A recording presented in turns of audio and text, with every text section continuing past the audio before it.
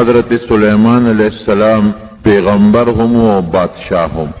پیغمبری هم د کمال پیغمبری و لکه ډېرې غټې معجزې رب العالمین ورکړې وې، لکه د مارغانو خبرې کول، د پیریانو دیوانو نه کار اخیستل او تخت په هوا ګرځېدل، دا ټول د سلیمان علیه السلام معجزې وې.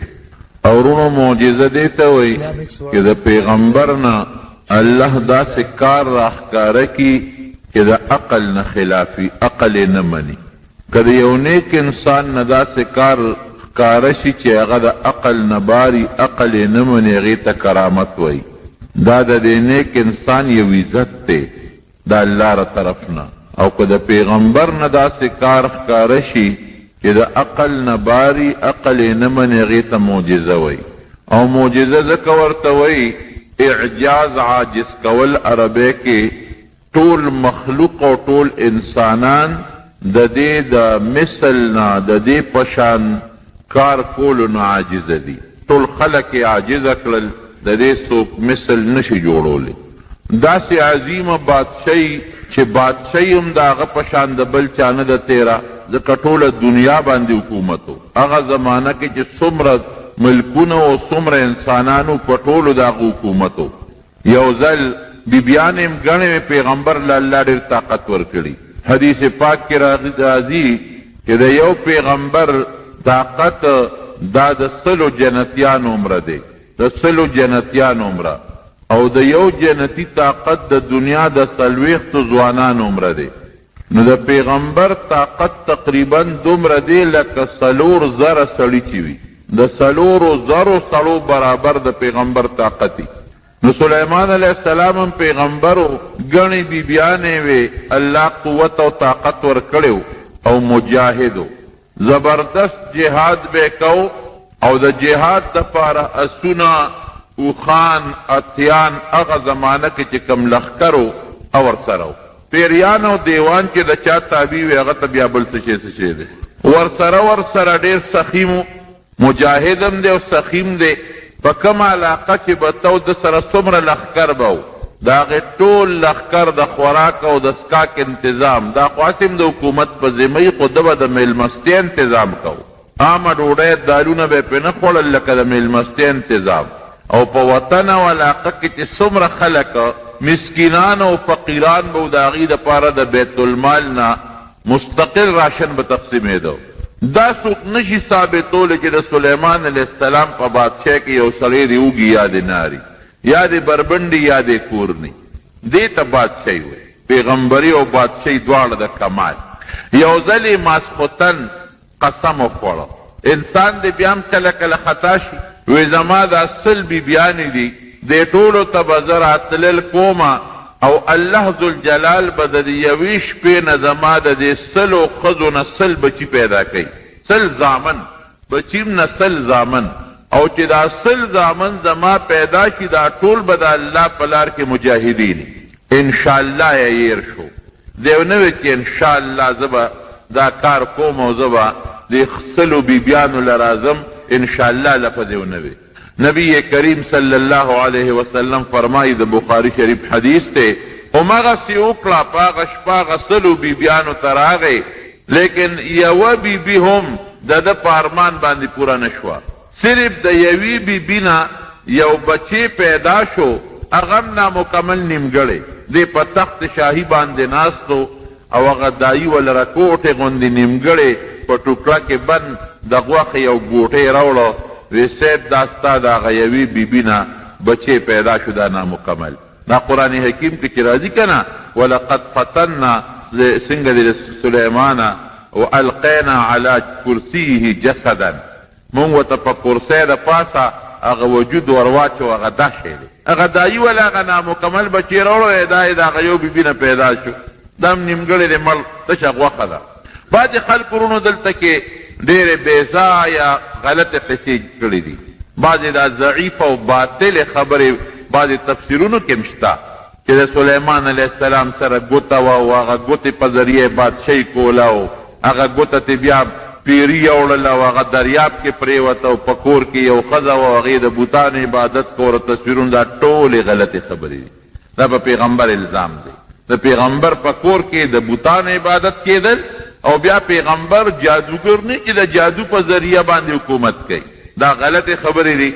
اصل دا یو ازمایش و چې د قسم وخوړه چې زه به سلو بیبیانو ته راتلل کوم او د هر یوې نه به یو مجاهد بچی پیدا کېږي، شاه سوار مجاهد، الله لار کې جهاد بقي انشاءالله. یې هیر شو، الله هغه ټولې خبرې وتاسې هغه هېڅ ونه شو. د هغې یوې ښځې نیمګړی بچی پیدا شو. نبی کریم صلی الله علیه وسلم فرمایي، بخاري شریف کې حدیث وی که انشاءالله یې ویلې وې د دې سلو ښځو به سل بچي شوي وو او سین چې ده هر یو به د الله په لار کې عظیم مجاهد و، شاه سوار مجاهد بو انشاءالله. یې رونو د دین مسله دا ده چې کوم یو کار سړی د راتلونکي زمانې د مستقبل سره تړي انشاءالله دې ورسره وی.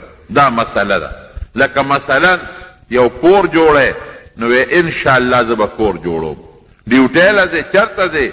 یاره زه دغه ته ځمه سار له به که خیري زه خپل ډیوټی له ځم انشاءالله. انشاءالله څه معنا؟ که د الله خوښه شي. نو که د الله خوښه شي دا کار کېږي، که د الله خوښه نه شي خو نه کېږي. د نبي علیه السلام نه یو انسان راغی، یو سړی، او د یو شي تپوس یې ترې وکړو. د پیغمبر علیه السلام مبارک هم انشاءالله یېر شو. چې یېر شو وحی بنده شوه. بعضې ښځو پراپیګنډې کولې، بعضې مشرکانو د نبي علیه السلام متعلق پراپیګنډې شروع کړې. یو ښځه به مشرکه په مکه مکرمه کې هغې وی دله خو هغه خپل شیطان اوس نه راځي، عیاذا بالله. جبریل علیه السلام ته دا غلط نسبت کو. 15 ورځې پس حضرت جبریل علیه السلام راغی. 15 ورځې وحی بنده وه. دا آیت نازل شو، ولا تقولن لشیء انی فاعل ذلک غدا الا ان یشاء الله.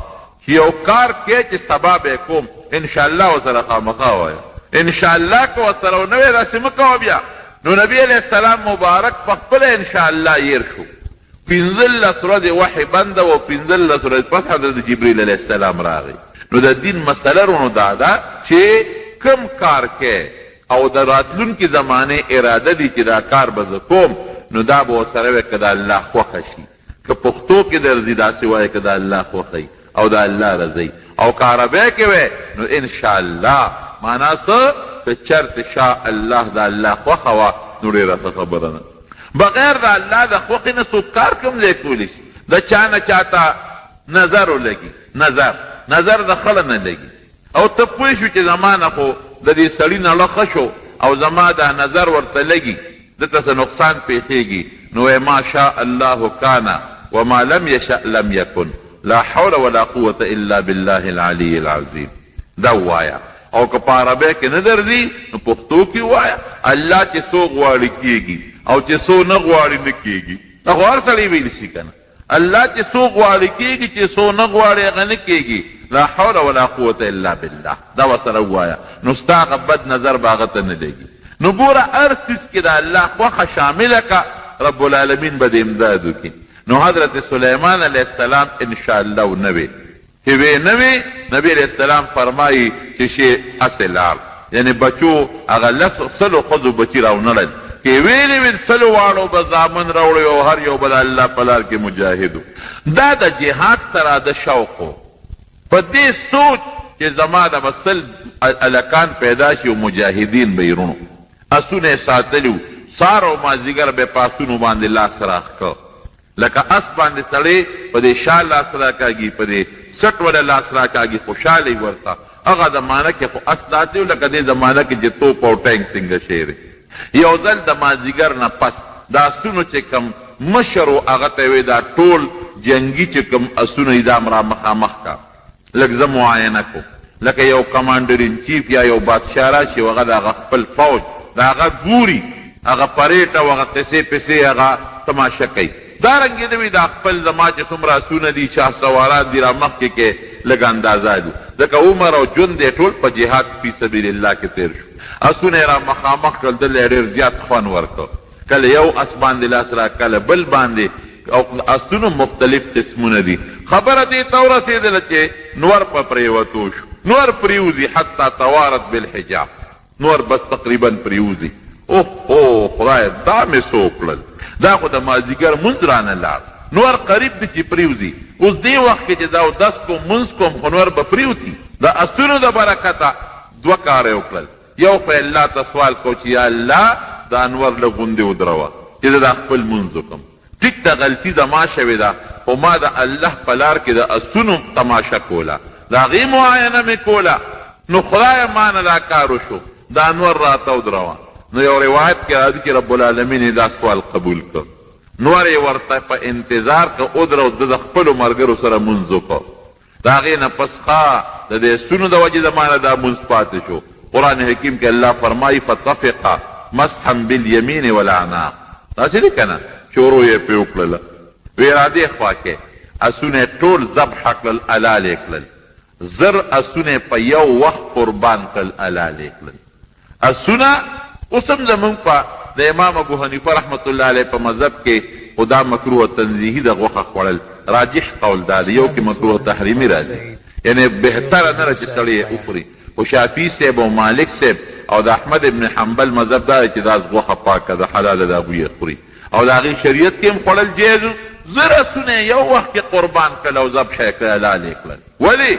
د دې د وجې نه ما نه مونځ پاتې شو. اوبه کې څوک داسې اوسه د دوکاندار د لاسه د دوکاندارۍ د وجې نه مونځ پاتې شي، دی به د هغه لږ وخت هغه ګټه د الله په لار کې خیرات کړي، سوال نه پیدا کړي. زمیندار نه د خپل ګوډ او د خپل زمیندارۍ د وجې د ماښام یا د ماسپښین مونځ لاړ شي، دی به داسې وکړي ورېږه یو ګېډی ګني خیراتي ورکوم ځکه په دې زما نه مونځ لاړ، یو دړی لوګان خیراتي ورکوم ځکه زما نه پې مونځ لاړ. داسې که چا وکړل بیا به تې مونځ نه ځي. نه اکثر مونږ مونځ له هېڅ اهمیت نه ورکوو. خلک خپل کاروبار کوي، ماسخوتن چې فارغ کې وي دا مونځ به ټول په یو ځای وکړو. دا ډېره خطرناکه ګناه درونو. نو دومره سخي دي چې هغه ټول ذبح کړل او خلکو ته یې وایي ځای خیراتي غوښې چې څومره وړی نه وړی.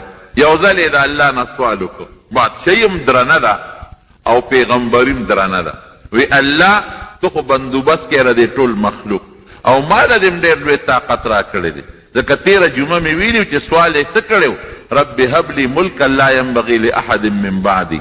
خدای داسې بادشاهي راکړي چې تر قیامته پورې بل څوک داسې بادشاهي ونه کړی شي. او الله ولا هغه سوال قبول کړی. نو غله ډېره وه، پیریانو دیوانو به یې خدمت کو او خوراکونو میوې ډېرې وې. وی زه دعوت کوم، ټولو څیزونو له ډوډۍ ورکوم. الله وی مک به دا کار نشي کولی.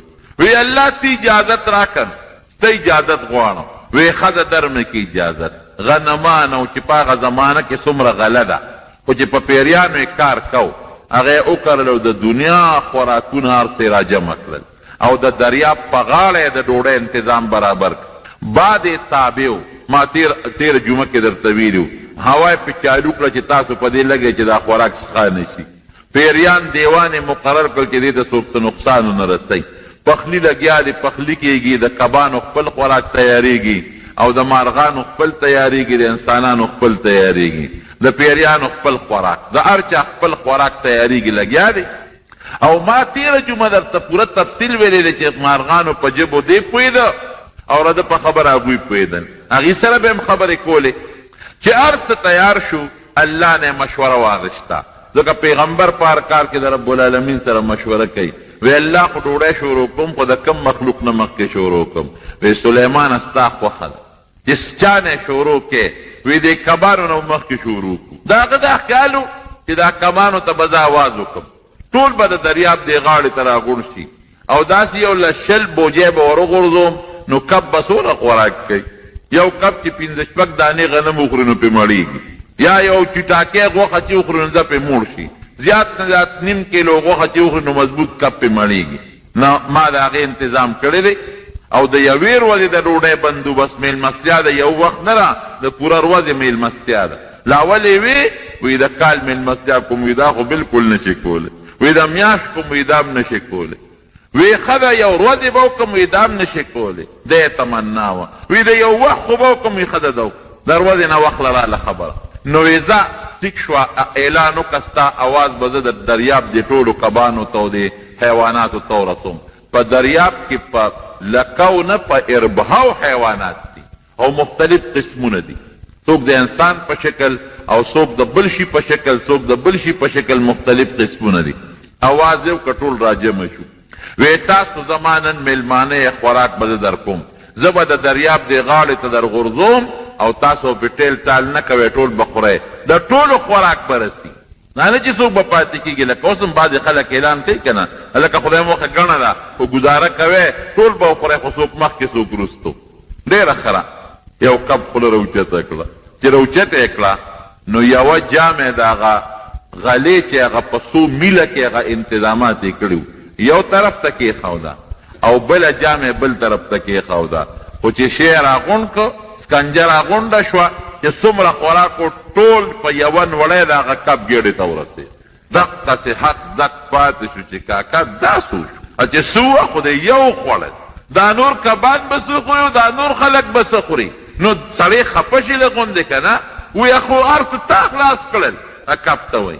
اوس په خبرو د حیواناتو خو پوهېږي قرآن حکیم کې راځي تېره جمعه مې درته ویلي هر څه خو تا خلاص کړل دا دې نورو ته یې څه پرېښودل هر څه دې خوړل. کب ورته وي میلمه ته څوک داسې رټ جواب کړي لکه دا ما ته چې دې وکړه زه خو تا نن میلمه کړی یم. بس دې پوه شو وی روزانه ماله الله دوه وړی دومره راکوي لکه دا چې څونه مې ستا ده وخوړه دوه وړی.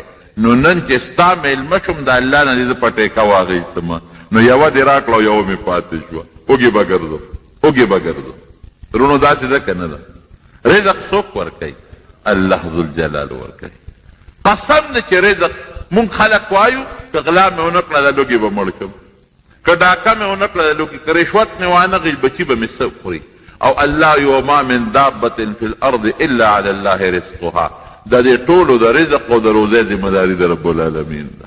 په دریاب کې څومره حیوانات د ټولو روزي نه پټي شته او نه کاروبار شته او نه څه ډیوټي شته او نه ځمکې شته او نه دوکاندارۍ شته او نه چېرته منډۍ شته او نه سبزي منډۍ او ټولو له الله رزق ورکوي. ته وایې خو دومره رزق به د کمې خوري؟ دا خپل بچي به خوري دا بچي لویږي څنګه؟ دا دومره کبان پکې د کم ځای نه راځي. مضبوط مضبوط حیوانات په دا ځمکه کې دننه وګوره داسې حیوانات چې هغه د ځمکې سر ته هم نه روځي چینجي او داسې ځمکه کې دننه لویږي. چا له الله په لرګي کې رزق مقرر کړی دی چا له الله په کاڼي مقرر کړی دی چا له الله په اوبو کې چا له الله په وچه رزق مقرر کړی دی. څوک په هوا لوځي خو روزي رسان الله دې ټولو له رب العالمین رزق ورکوي. بس وی الله زما توبه ده بس ما ته پته ولګېده چې بغیر ستانه د مخلوق روزي او رزق بل څوک نشي پوره کولی. یو ځل په لاره روان دی مکې مکرمې ته ځي. ځکه ما بله جمعه درته ویلي و چې بیت المقدس یې جوړ کړ ډېر مزېداره واله. مکې مکرمې ته روان دی بیت الله ته په دې علاقه چکر لګی. هوا تخت اوچت کړی دی. راغی د مدینې منورې په علاقه هلته یې دمه وکړه او خپلو ملګرو ته نشاندهي وکړه چې دا یو پاکه ځمکه ده او نبی آخر الزمان به دلته هجرت کوي راځي به. بیت الله ته راغی د بیت الله طواف یې وکړو او بیا د یمن د سرحد سره یو ځای کې دمه شو. تا ته به یاد ما تېره جمعه ویلي وو چې شپږ لکه خلک به ورسره یو ځای ګرځېدل. داسې نو لکه زمونږ د خلکو جهاز کې 5-5.5 خلک چې راځي او کار به د دیوانو مارغانو نه اخیسته هدهد یې ساتلی و. هدهد مولا جرګک ته وایي د اوږد غوندې شی نه مولا جرګک. دل الله یو صفت ورکړی دی مارغانو الله صفتونه ورکړي. یو خو ده به د چیټي رسان کار کو ډاګي یو ځای نه بل ځای ته به یې خط لېږه دله به یې ورکړه مخوکې کې به ونیوه به یې ورسو نشانه را د ډېره برابري. دویم د اوبو د معلومات کار به یې ته اخیسته چې ته وګوره اوبه کم ځای دي کم ځای نشته. نو چې یو ځای ته به دې لاړ هغه به وایي چې دلته اوبه شته نږدې دي دلته لرې دي. نو بیا به پیریانو دیوانو باندې هغه ځای کنه اوبه به یې ترېستې. الله حیواناتو له پوره طاقتونه ورکړي دي. اوس دا مولا جرګک دا کار دی اوبه معلوموي. حضرت ابن عباس رضی الله عنه یو سړي تپوس وکړ. ابن عباس صحابي د نبی علیه السلام د تره زوی وی دا هدهد مولا جرجک کې دا کمال دی چې دی اوبه معلوموي. وی او وی څومره لاندې په میلونو لاندې معلوموي چې دلته دونه اوبه دي دلته دومره لاندې دي او دلته دومره اوچتې دي دا پته ورته لګي. وی ښه نو چې دې دونه معلومات کولی شي نو چې دا ماشومان ورته لټ کېدي او په لټ کې ورته دانه کېښوده نو په میل کې لاندې اوبه معلوموي او په هغه لټ کې هغه دانه نه او هغه دانې له لاندې دي نه چې دانې له لاندې لټ دی که ټونګه پې وام د هلک را باندې راوړي او نیسي مې. خشته جواب ابن عباس صاحب وله ورکړ. هغه ورته وایي وی اذا جاء القدر ذهب اللب وعمي البصر. وی چې تقدیر کله راشي که نه نو عقل هم ختم شي او سترګې مړندې شي. اذا جاء القدر ذهب اللب د انسان عقل لاړ شي ختم شي وعمي البصر سترګې ړندې شي په لاره به روانې خله ته پته ده چې دا سړک دی ورېږه یو خوا بل خوا به وګورم که نه چې څه شته که نه لیکن دماغ یې کار نه کوي نه یې غوړ چې ګاډي ووایي مړ شي خپې وخوېږي لاندې وغورځېږي د کوټې نه پرېوت څوک په خوښه دا کار نه کوي خو خطا شي دماغ کار پرېږدي چې تقدیر راشي نو یو ځای کې دمه وکړه ملا جرګک به مخکې لېږه چې کوم ځای کې به یې دمه کړو وګورو اوبه شته که نشته هغه راغی وی حضرت دلته کې ډېره زیاته اوبه ده او ډېره نږدې ده دلته دمه وکړې هغه ځای کې پړاو واچو خیمې ښخې شوې ملا جرګک لږ کې سوچ کړی دی چې زه راشه زه به هم یو چکر ولګو ځکه چې دوی تر څو خیمې ښخوي او بیا دمه کوي او د اوبو ضرورت راځي ما خو ویلې نه چې اوبه شته زه به هغې پورې راغلی قرآن حکیم کې الله تعالی فرمایي ښه دې لار چې ته داسې بره یو پرواز وکړو دا د یمن د سرحد سره نږدې علاقه ده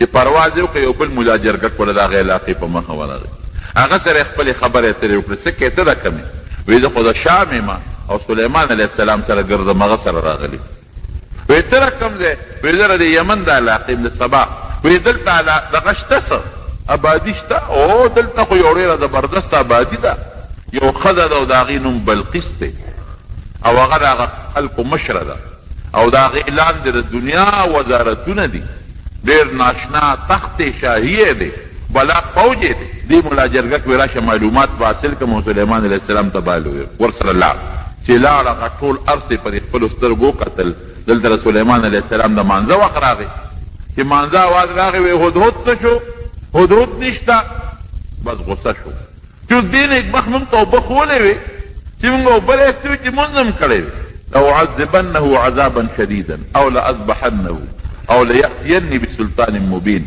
یا به دې ما ته دلیل پیش کوي چې دلیل باندې به خبره کوي ګوره داسې خبرې کوي لکه عام انسانان چې بل سره کوي دلیل خو انسان پیش کوي حیوان نشي پیش کولی لیکن زمارونو ما تېره جمعه تفصیل درته ویلی دی چې د حیواناتو سره د هغه دغسې تعلق و لکه خپل عام لښکر سره چې څه کوي د هغې په خبرو پوهېدل خبرې جواب ورکول هغې سره خبرې اترې کول عام د لښکر د یو کاردار کار به یې اخېستو او یا به ذبح کوم او یا به داسې کوم چې سزا ورکوم چې دنیا کې به داسې چا چاله نی ورکړي سره او بڼې به ترې غونډې وباسم دغه دی چې ملا جرجک ښکاره شو چې راغی سلیمان علیه السلام ته پیش شو چېرته تللی وې څه دې کول وی صاحب ما خو یو ناشنا خبرې راوړی جئتک من سبأ بنبأ یقین یو ښار د سبا ورته وایي د هغې نه مې یو خبره راوړو یقیني خبره مې راوړې ده څه دې راوړي دي وی هلته خو یو ډېر لوی قوم دی او ناشنا بادشاهي ده او یعبدون للشمس د انور عبادت کوي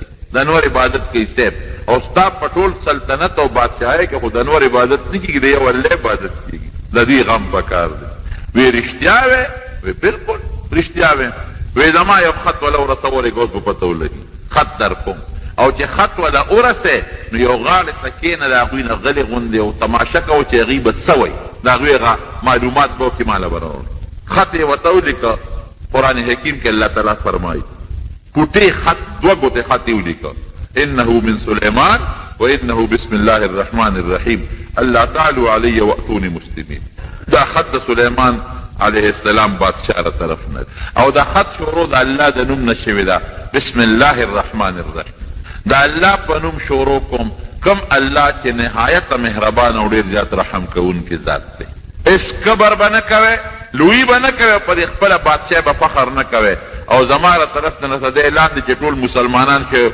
ماله راشئ ګنې نه مو پرېږدم د سلیمان علیه السلام روب دبدبه د بلقیس ته رسېدلې وه د مخکې نه چې دا خط یې سینګ یوړه په مخوکه کې نو هغه به په شاهي محل کې دننه اوسېدله ډېر لوی تخت او تخت شاهي هغې کې ملاسته را دا بلقیس او دا خط په دې سوړه وردن نه شي دروازې بندې وې هغه یې یوړو د هغې په هغه سینه د پاسه هغه خط ور وغورځو او لاړ یو ګوټ کې کېناسته اوس د ښځې څه ګمان راځي چې دا خط به دې هدهد راوړي ملا جرګک به راوړي مارغان خو ډېر ګرځي په تاسو په چا خیال راځي چې دا شعر یې مارغه راوړو دا چې را بیداره شو ویې کتل خط یې په سینه پروت دی خط یې کولو کړ خط د سلیمان علیه السلام او په خط باقاعده مهر لګېدلی دی اعلی قیمتي مهر ابه داسې و لکه دا اوس هم بعض انسان په لفافه کې د دې بورډ دا پرچیني یو نستی بورډ هغه چې په هغه لفافه کې بند کړي د پاسه پې لاک ولګوي او د هغې د پاسه یو سټیم مهر ولګوي چې پته ولګي چې دا کولو شوی نه دی دغس یو مهر یې پې لګولی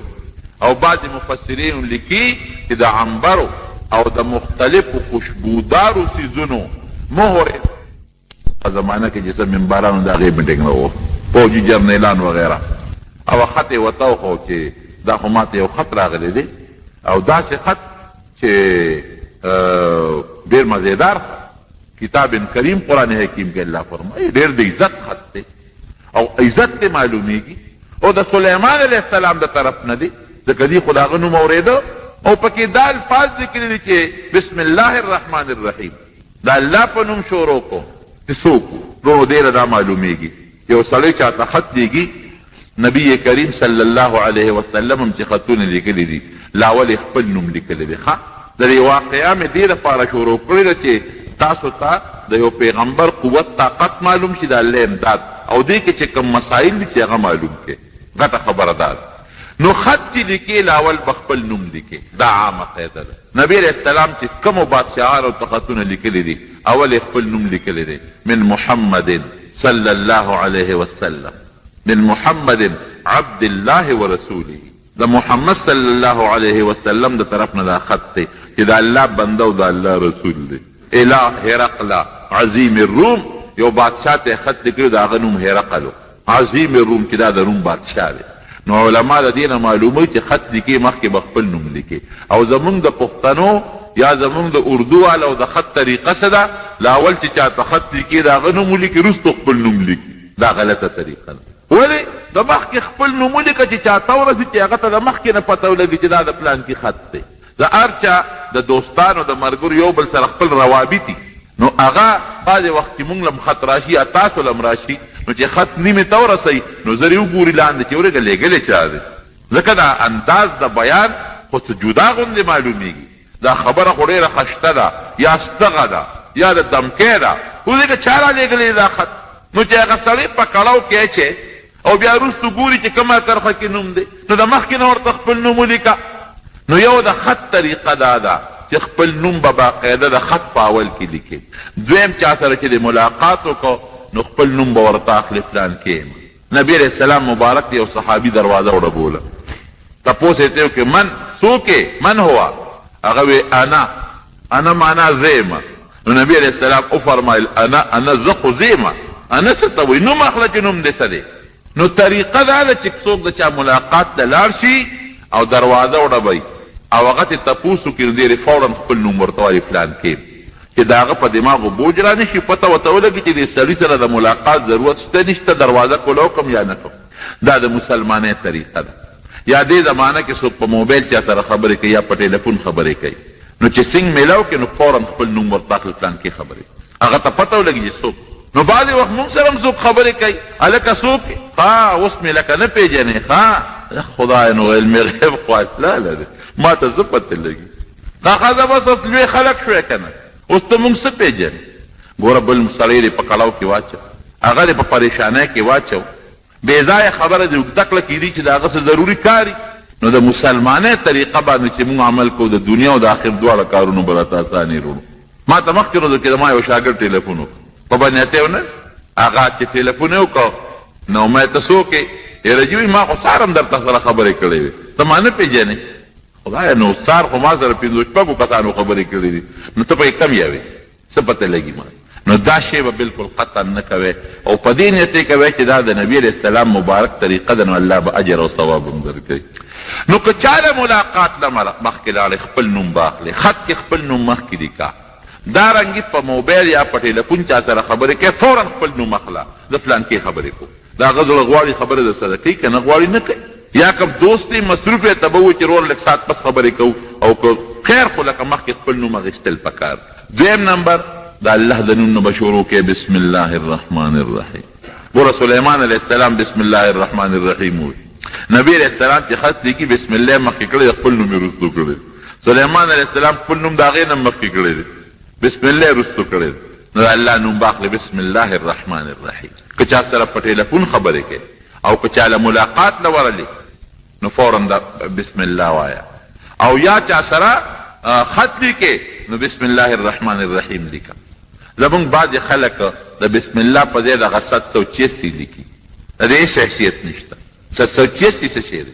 بسم الله د عربی الفاظ دی، د قرآن یو آیت دی بسم الله الرحمن الرحیم، او قرآن اسم للنظم والمعنا جميعا، د لفظ او د معنا د دواړو نوم دی. نو 786 به ټیک د معنا ورکی، لیکن په 786 کې د الله برکتی نوم نشته. الله پکې شته؟ نشته. الرحمن پکې نشته، الرحیم پکې نشته. نو بعض خطونو کې خلق بسم الله نه لیکي، او دلیل څه نیسي؟ یاره چې دا خلق بیا سبدیا بددي احترام نه کوي، نو دا لارو کوڅو کې غورځي، نو په دې وجه بسم الله نه لیکو. خنو چې تا لاندې خپل نوم لیکلی دی عبدالرحمن، نو رحمان د خدای نوم نه دا دی وایي لیکو، هغه دې پکې لیکلی دی. د چا چې ترې خط ولېږه د هغه نوم دې لیکلی دی، په خط کې دي 50 نومونه لیکلي دي، جمنین تمسی او متمنی شرکت 50 یو خوا لیکلي دي او 10 بل خوا لیکلي دي، په چا کې د الله نوم دی، په چا کې د پیغمبر نوم دی. نو د هغې د احترام د سره نشته، د بسم الله نه به احترامۍ نه یېرېږي. اخبارونه خو ګورې په هغې کې خو په سوونو د الله نومونه راغلي دي، د هغې د به احترامۍ نه خبرېږي. د دوکان سودا خو د اخبار په کاغذ کې خرڅی، وایي دا جي د انګلش اخبار دی، نو د انګلش په هغې کې د الله نوم نیسته. د الله د نوم به پوره احترام کې ته بسم الله الرحمن الرحیم ولیکه. هغه سړی که د الله د نوم احترام نه کوي، اپوی شه او خدای پوی شه. ته خپله غاړه خلاصه که د واده خط لیږې، که د مړي خط لیږې، که عام خط لیږې، بسم الله الرحمن الرحیم ولیکه کنه. او هغه مسلمان دی چې چاله خط لیږې، هغه د الله د نوم احترام وکړي کنه. بشر حافي لوی بزرگ تیر شوی دی، بشر حافي په لاره باندې او زبردست دغه دی، د شراب خور دی او بدعمله زناکار په خپله مخکې زمانه کې، او شرابخانې ته روان و شراب وله، په لاره باندې یو خط ولیکو مونږ ته، په هغې کې بسم الله الرحمن الرحیم لیکلی. چېرته یو کاغذ ټوکړه وه چې هغې راواغېست، د الله نوم دی پکې، نو زر فورا کور ته لاړ، کاغذ یې صفا کړ. هر انسان په زړه کې یو جذبه او یو قدر راځي، او هغې بند کړ، خوشبویي پې پورې کړه، او پخوا خلکو پټکي به په سرول، دا یو رواج و. اوس هم بعضې علاقو کې خلک پټکي د رواج د وجې نه په سروي، د هغه پټکي په هغه ول کې هغه د الله نوم ور ومنډه. یو احترام یې هلکې راغی چې شرابخانې ته به ته پټکې به یې راواخېست، میز پورې به یې ویزان کړه، وایي د الله نوم دی پکې، دننه به لا. او چې واپس به راغی پټکې به یې راواخېست، په سر د پاسه به یې کېښود. زمانه تېرېدله، دغه علاقه کې یو عالم رب العالمین په خوب کې ولید. الله ډېرو خلکو په خوب کې لیدلی دی. رب العالمین په خوب کې ولید. احمد ابن حنبل رحمت الله علیه یو کم 100 کرته الله په خوب کې ولید. وی په سلم کرت مې کې ولید، یو تپوس پته کوم، نو چې په سلم کرته الله په خوب کې ولید، وی الله وی یو شی راته وښایه چې په کوم څیز به تا ته بنده در نږدې کېږي. نو د قرآن یې ورته وښو چې قرآن باندې ما ته الله بنده ډېر را نږدې کېږي. نو دغه عالم خوب کې رب العالمین ولید، الله په خوب کې ولید. چې ویلي ده الله ورته وی ورشه او بشر ته بشر حافي ته زما سلام ووایه.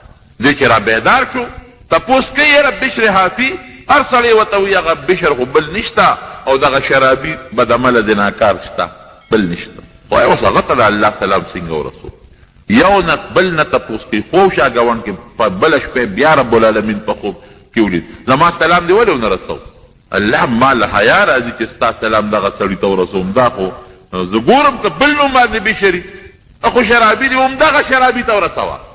چې را بیدار شو، چې تپوس یې کور نه معلومات یې وکړل، بشر حافي وی هغه تللی دی شرابخانې کلب ته تللی، شرابو والا کلب شرابخانې ته. بس الله حکم و ایسار نه شو، نیغ راغی دروازې و څوکیدار ته بشر شته؟ وی یو. وی څه کوي؟ وی شراب یې څکلي دی او نشه پروت دی. هله وی ما ورته یاد که زه یو پلانکې مچی راغلی تا سره یې کار دی. چې ورغې ویې لقو او شرابو په نشک بو، ورته یې ویې د کلي هغه پلانکې مولانا صاحب راغلی دی، تا سره څه خبرې کوي؟ بس هغه ویې ګنده اسرائیل علیه السلام د هغه په شکل کې راغی. ځکه ما سره د مولانا صاحب څه کار دی؟ په ما څه کوي؟ دا جوړ اسرائیل علیه السلام د ملا شکل کې راغلی دی او جوړ چپه کوي مې، بېغمه کوي مې. بس هغه د یارې نه ته هغه صاحب هغه نشې هغه اثار ختم شو، په منډه راغی. چې څنګه راغی دا مولانا صاحب ورته غاړه ورته وی یو خبره درته کوم، استاد په ذات ته الله قسمې رښتیا به راته وي. وی وایه څه خبره کوې؟ زر وایه څه چل دی؟ ورته یې وی یاره لږ په سا صورت شه، ما دوه شپې وشو چې رب العالمین په خوب کې لیدلی او په تا سلام وی. چې دی ولیدل، دا خبره یې واورېده، په ژړا شو، خپل پټکې را په سر کې ویده چې زه څه کوم او الله ما سره څه کوي. الله ګوره ډېر مهربانه ذات. سبقت رحمتي غضبي، د سل موقع د الله د قهر راشي، یو موقع د رحم راشي، هغه یو کم سل غضبونو ته نه ګوري، یو رحم ته ګوري. حدیث پاک کې راځي چې د الله سل رحمت لري، یو رحمت دنیا ته رالیږلی دی او دا په دې خلکو کې تقسیم کړی دی. وایي چې دا پلار او دا مور په بچي رحم کوي. او تر دې حده پورې نبي علیه السلام فرمایي چې دا اس دا خپه په بچي کیږي او بچي چغه کی او دا اس د خپه اوچت کې رحم یې پرې راشي. یا لکه مثلا چرګه ده، هغې بچو له ته ګوتې یو څه څونه ټونګې در باندې لګوي، دا رحم. یا د سپي بچو له ته ګوتې یو څه چکونه در باندې لګوي. وی دا ټول د الله هغه یو رحمت دی چې تقسیم کړی دی په دې خلکو کې. د هغه یو رحمت په وجه باندې دا حیوانات او انسانان په خپلو بچو په یو بل رحم کوي. او یو کم سل رحمتونه الله ځان سره ساتلی دي. یرحم الله بها عباده یوم القیامت. د قیامت په ورځ به دا یو کم سل رحمتونه استعمالي او په خپلو بندګانو به رحم کوي. واقعي چې د الله دغه رحم را نه شي زمونږ بلا ګناهونه دي، قسم دی مونږ څه نه کوو. نو خبره مې دې پورې کوله چې هغه مړه کې سوچ کوو چې دا زه څه کوم، د الله ما سره څه کوي. وی د اول خو مولانا صاحب نن نه پس زما توبه بس، الله په ما سلام وی، نن نه پس زه به نه شراب څکم نه به ګناه کوم. او ته وی ته خپلې خبرې پرېږده، ما پوهې کا چې تا باندې الله دا سلام څنګه ویلی دی. وی نور خو اسم نشته، دغه یو مسلماني مې شته، باقي چې زما عمره څومره بدعملي ده دا په مخ د ځمکه په چا کې نشته. اوس هم در شرابو په دې نشه کې در سره روان یم، خو یو نیکي مې کړې ده. وی څه شی دی؟ نو پاک کاغذ پرچې وله د سر نه راوویسته. وی د الله دقه نوم مې په ځمکه مونتې و راوچت کړی مې او د هغې احترام مې کړی د دې یو رکوټي نوم. او د زبیدې قصه مې درته نه ده کړې. زبیده به الله د قیامت په ورځ باندې تپوس ترې کوي څه دې کړي دي؟ وی الله ما خو بلا خیراتونه او نهر مې راوستلې مکې مکرمې ته. وی دا خو ما طاقت در کړی، که ما نه وې در کړی طاقت او ما د بادشاه ښځه نه وې جوړه کړې، تا څه کولی شو؟ وی زه په یو ټکي دې بخم. وی نوړی دې روچته کړې وه خولې ته دې وړه او الله اکبر وویلی شو، زما نوم واغشتی شو. نو تا سر تورو نوړی دې واپس په پلیټ کې کېښوده چې د الله د نوم احترام کوم. نو سر دې پټ کړ، بیا دې نوړی اوچته کړه، د ما د نوم په دغه احترام دې بخم. وایي اوس موږ څومره د الله د نوم احترام کوو؟ سړی ته وایي د الله دپاره ما ته څه مه وایه، د الله په نوم یې نه پرېږدې. قسم درته یو سړي وخوري په هغې اعتبار نه کې. د الله نوم کاغذ د انګریزي اخبار، انګریزي اخبار کې د الله نومونه نشته، هغې کې سودا خرڅوي، هغې نه بوتۍ جوړوي. اخبارونه موږ دقسې غورځوو، دا خو اسانه خبره ده. غونډ راغونډ کړه، پوټې تیلې ورته ورته کړه، یو غاړه کې وسوځوو، راوړه دریاب کې وغورځوو. زما وروڼو د الله د نوم، د پیغمبر د نوم، د جومات، د قرآن د کڅوړې، د جومات د دغه پوړونو د دې به ټولو احترام کوو. دا زمونږ مسلماني ده او دا زمونږ شعائر الله ده. ومن يعظم شعائر الله فإنها من تقوى القلوب. نو خبره مې دې پورې کوله چې بسم الله د خط په اول کې خامخا به لیکي، دا پکې لازم، بسم الله الرحمن الرحیم. او بیا رکوټې لنډه خبره، الله تعلو علی واتوني مسلمین. کبر به نه کوئ، دعوت د اسلام در کوم، مسلمانان شو زما تابع شي. هغې چې خط وکړ بلقیس، هغه خپل چې څومره جرنیلان او وزیران او خادمان او خلق ورسره دي، ورته وی تاسو سره مشوره کوم، څه وکړم؟ هغې ورته وی نحن اولو قوة وبأس شدید، مونږ خو ډېر لوی طاقت دی زمونږ. او فانظري ماذا تأمرین، باقي ستا مشوره ده، خو پام کوه چې لاندې خبره ونه کړې. زمونږ ډېر لوی طاقت دی، ډېر لوی لښکر دی او مونږ ډېر مضبوط یو، مونږ څوک نشي والی. که په مونږ څوک هم حمله کوي، مونږ یې طاقت لرلی شو. ځکه ما درته ووایي چې د هغې ډېر انتهایي مضبوطه علاقه وه. سبا تاریخ لیکي دا د یمن، اوس هم د یمن په علاقه کې دا شته، او د یمن په علاقه کې قرآن حکیم د دې صفت کړی دی د سبا. دا دومره عظیم الشان علاقه وه چې قرآن کې الله تعالی فرمایي وی د دې یو بند جوړ کړی، یو بند یې جوړ کړی، بند. او هغه بند زه حیران یم، اوس ساینسدانانو ته ګورو، هغه زمانه کې وګورو، تاسو زاړه آثار قدیمه وګورئ، حیران بشئ. 3.5 میله بند و. د توربېلې څومره دی؟ 3.5 میله بند. د توربېلې ټول به 1 میل بني، د یو غر نه بل غره پورې 3.5 میله اوږد، 150 گز، 1.5 گز اوچت او 50 گزه پلن. دا یو بند و، ډیم چې څه ته ویل کېږي.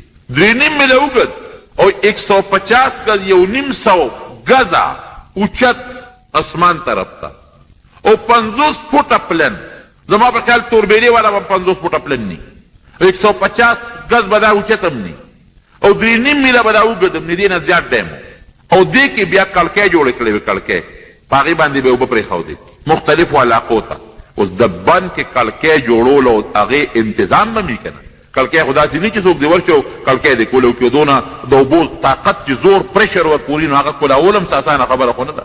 معلومیږي دا چې په دې دنیا باندې یو دور د ټکنالوژي او د ساینس تیر شوی دی. دا بند په اسانه خو نه جوړېږي، دا یو بند او قرآن حکیم کې الله تعالی فرمایي چې ښي طرف ته او ګس طرف ته باغونه، دا قرآن وایي ګورې ښه، د الله کتاب دروغ نه وایي. او داسې باغونه په دغه علاقه کې چې هر قسم میوه پکې وه، هر قسم میوه او خوشبودار بوټي پکې وو. او مفتی شفیع صاحب رحمت الله علیه لیکلی دي چې خالی ټوکری به د چا په سر و، خالی ټوکری او د باغ په منځ کې به روان شو چې د په خپله لار به تو خالی ټوکری به په سر وه، د باغ نه چې به وتنو ټوکری به د میوو نه بیا ډکه شوې وه، دومره به باغونه د میوو نه ډکو را پرېوتل به په دا ځمکه میوې، هر قسمه میوې به پکې. او قرآن حکیم کې الله تعالی فرمایي چې دې خلکو له ما بهترین رزق ورکړي. الله قرآن کې صفت کوي، الله چې صفت یې یو شي کوي نو به صفت تابع دی که نه. په میلونو زما په خیال چې دې وخت کې زما ذهن کې نه راځي، ما بېګا یو تفسیر کته 360 مربع میلې خوده او کسونه خو چې دومره خو په علاقه کې باغونه خوارو او کم چې غټه شاهرا به وه لکه دا تنګي والا شو یا د مردان شو یا د پیښور، یو طرف ته باغونه او بل طرف ته باغونه. الله یو رزق ولا ورکړو او الله تعالی یو نعمتونه په دغې خلکو کړي او د دې تخت څونه به 40 ګزه اوږد د دې بلقیس تخت، 20 ګز چوړایي پلنوالی، 40 ګزه اوږدوالی، 15 ګزه اوچت. دا به د دې تخت 15 ګزه 45 فوټ ته جوړېږي. دا زمونږ دا 10-12 فوټه کې جومات چت دی، اندازه لګوه ته 15 ګزه اوچت او 40 ګز اوږد او 20 ګز پلن.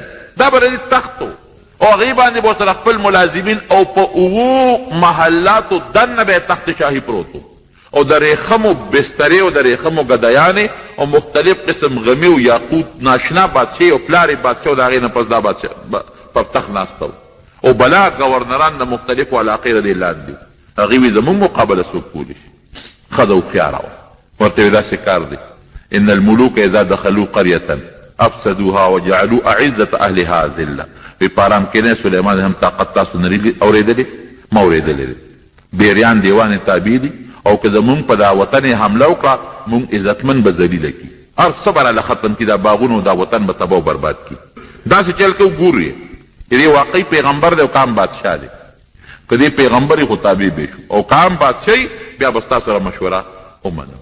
وی یو ډالۍ ورته لیږم، یو تحفه او یو امتحان پې کوم، که ډالۍ یې قبوله کړه او امتحان کې کامیاب شو خو دې پیغمبر دی، او که دې کې ناکام شو نو عام بادشاه بیا ورسره جنګ کوو. اوس تحفه ډالۍ څه ده؟ ناشنا. وی 1500 غلامان 1500 وینځې وله لیږم، هلکانو ته د جنکو جامې او جنکو ته د هلکانو جامې، هلکانو ته لاسونو کې بنګړي او لوپټې په سر چې دې دا پته لګولی شي که نه شي لګولی، قابل دی که ناقابله، او مختلف قسم یاقوت او غمی او هیرې او لال جواهرات یې یو ځای کړل او اسونه او خان. وی دا ټول به د سلیمان علیه السلام ته تحفه بشي او په منځ کې پکې یو ملغلره کېښوده، هغې کې سورې کړې دی خو په داسې سینسي طریقه باندې چې هغه سورې کوږ دی. وی صاحب یو صرف یو شی به ستا زه معلومات کومه چې دا اوتار یې ورسره کېښود، بس نور یې غږ ونه کړو. هغه هدهد خو هر څه په د خپلو سترګو ولیدل، راوالوته سلیمان علیه السلام له راورسېد. سلیمان علیه السلام دا لوبه یې کړې چې 1500 هلکانو ته جنکو جامې چولي جنکو ته هلکانو. دا خو دا خبره تا پویو. او بل دا دی چې تالی تحفې را لېږلې ده او ستا معلومات کوي او یو ملغلره یې ښودې پکې سورې کوږ دی، تار ورسره پروت دی، تا معلوموي چې دا تار ته په دې ملغلره کې اچولی شي که نه شي اچولی، په خولې به راته غږ نه کوي. سلیمان علیه السلام نه چې دوی څنګه راورسېدل ډېر عزت او اکرام یې او ورته یې ویې وګوره چې غوسه کېږي به او که په نرمۍ به خبرې کوي، که سخته غوسه یې وکړه نو دا بادشاه دی پیغمبر نه، او که په نرمۍ ستاسو مېلمستیا وکړه نو دا معلومېږي چې پیغمبر دی. چې راورسېدل سلیمان علیه السلام ډېره ښه مېلمستیا وله وکړله په صحیح طریقه باندې او دغه دا ډوډۍ نه مخکې دا مونږ خو دغه طریقه ده چې مونږ خو به مونځ کوو او تاسو مونږ سره په دې خپل مانځه کې شریک شئ. قصه اوږده ده خو بهر کې اوبو ته یې کېنول نو د جینکو د هلکانو د مخ د اوبو اچولو طریقه خو هر چا ته معلومه ده. هلکان څنګه په مخ اوبه اچوي او جینکې څنګه اچوي، او لاسونه جینکې څنګه اینځي او هلکان څنګه اینځي. نو پته یې ولګوله وی دغه خوا کې دا چا چې ښځو جامې چولي دا هلکان دي، دې خوا کې دا نور جینکې دي. او چې هغه پلیټ یې ورته کېښودو هیرې، نو تاریخ لیکي، تفسیر خازن لیکلی دي، نو اوس بدې کې به تار څنګه اچوي، کوک سوري کې نرې تار اچول او ورته دام نه وي چې پکې واچوه، نو د وینه نه یې دا کار واخېسته. اوس حیوانات خو دي تابع که نه، وینه خوله کې تارونه و په سوري کې وردن نه شو بل طرف ته ترې ووتو، قصه خلاصه. الله خو ګوره رب العالمین انسان زه کله کله حیران شم که نه، دا خبره اوږدېږي، ممکن د بله جمعه بس باقي وکړم، خو کله کله زه حیران شم که نه. د حیوانات یو کتاب مې کته، دا کونې نه دی، کونې دا کم چې په سارو کې کم کېږي حاجي صاحب، دې کونې د الله تعالی دا یو طاقت ورکړی دی، د غوږونه تیز دي، د دومره تیز غوږونه دي چې دې په میلونو چېرته قافله روانه وي که نه، نو ده ته دا پته لګي چې دې کې څاروي روان دي. پخوانو بادشاهانو چې به چېرته ډاکوانو به ډاکه کوله، کونې به یې ځان سره ګرځو، تار به پکې چولو، نو په میدان به پرېښود، نو چې او په کم طرف روان شو دې به وي دې طرف ته قافله ده، کونې نه به یې دا کار اخېسته. یو پیشو ته وګوره په توره تیاره کې د مږې معلومات څنګه په اسانه کوي، موږ ته پته نه لګي، هغه ته څومره پته لګي. یو میږي ته وګوره، میږي په کومه دنیا کې ته معمولي غوندې ګوړه یو شی وغورځوه، د هغه د پوزې حس څونه تیز دی، کوم ځای نه معلومات کوي. داسې حیوانات دي.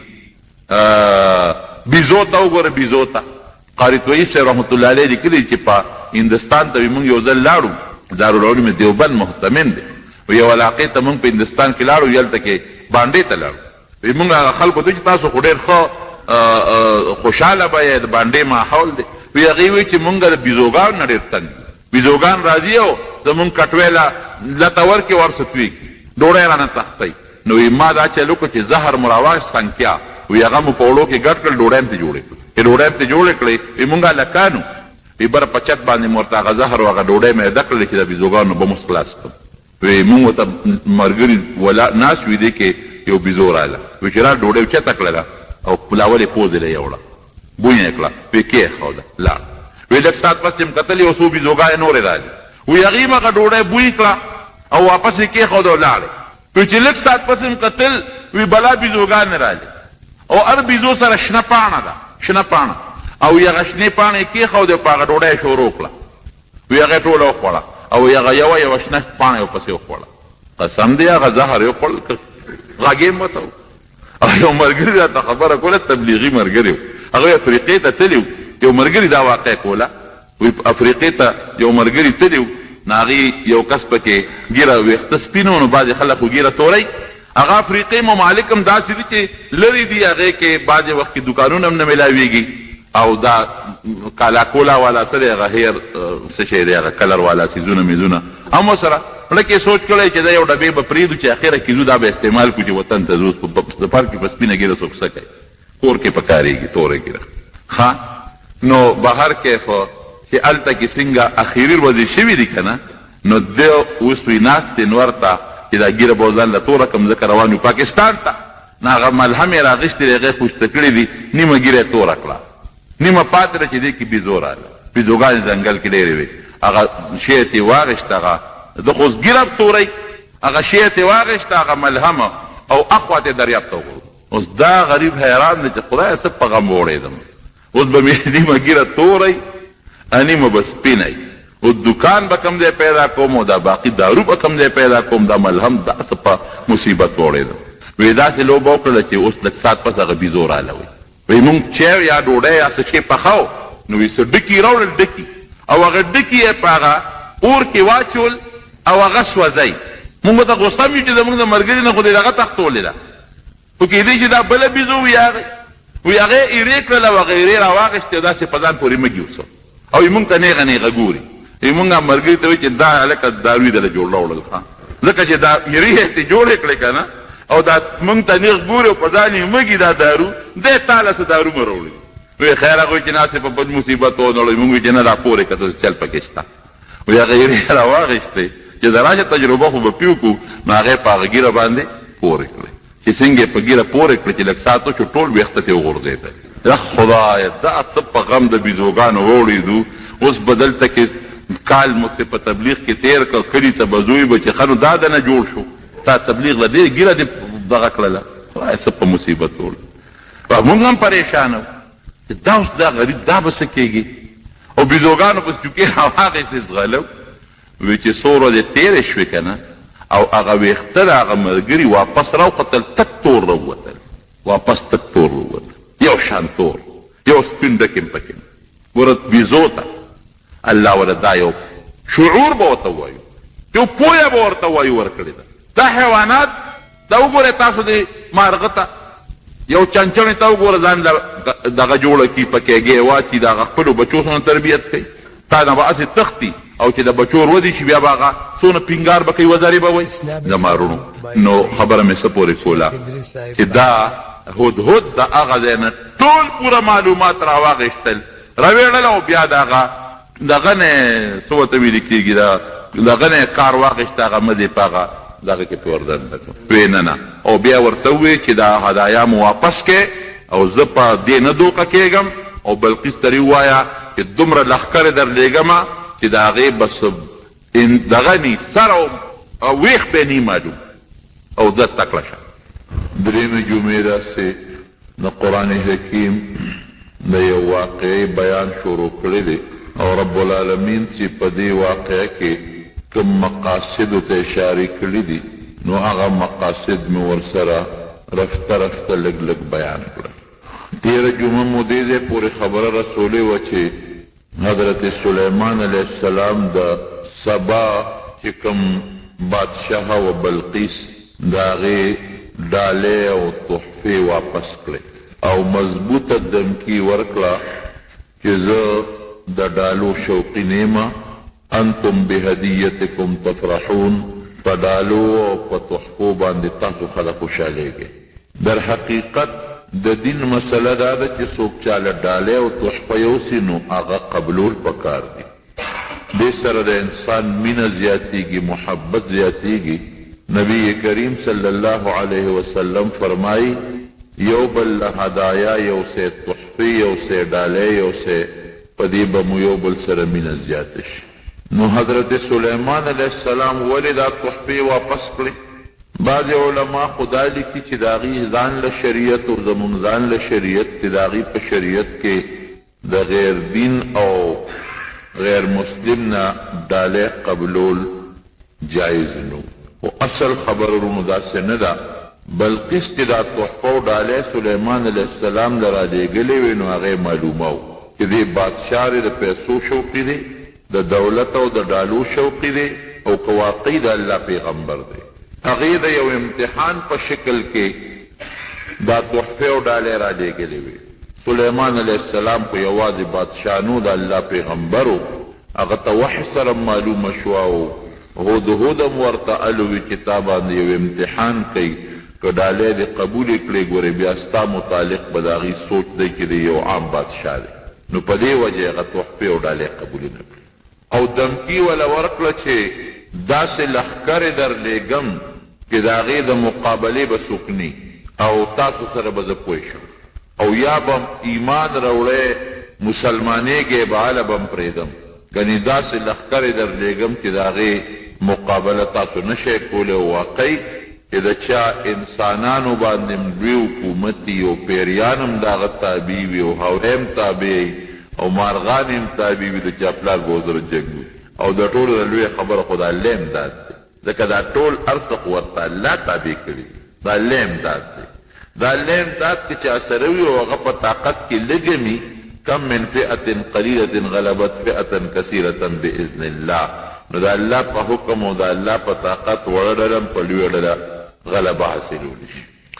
ډالۍ چې کله واپس بلقیس ته ورسېدلې او د سلیمان علیه السلام دمکي م ورته ورسېدله، نو فورا هغې بیا خپل میټینګ راوغوښتو، او خپل وزیران او چې کوم فوجي مشران ټول یې راغونډ کړل، او بیا هغه خپله سر دوباره کړه خبره چې یاره دا سړی عام بادشاه نه دی، او دا د الله پیغمبر معلومیږي. د عام بادشاه خو پیریان تابع ني، ده خو پیریان هم تابع دي.